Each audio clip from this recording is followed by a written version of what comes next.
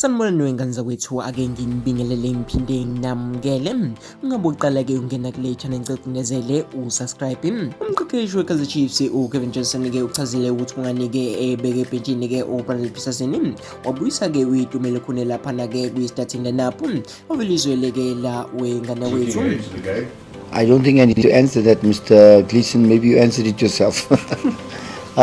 Yeah, in some moments you got to take those and you guys are a lot cleverer than I am when it comes to the writing. So you can see what Tlanti does, what Modi does, but they were on the bench to play. Whether they were going to get yellow cards or not, it had nothing to do with that.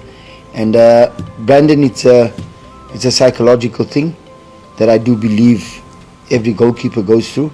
It could have happened to Khune, it could have happened to Bavume, but we need to protect what belongs to us, and sometimes you have to make those decisions in order to protect the player for the future.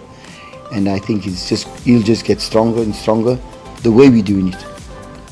Wengenza wethu yena ke umqeqeshi we-Kaizer Chiefs ke echaza lapha yafisa ke ukuzombona ukuthi ngabe ke uthathe isinqumo esikahleni ke sokubeka uPetersen ke ebhentshini enike ke ithuba lapha etumele Khune.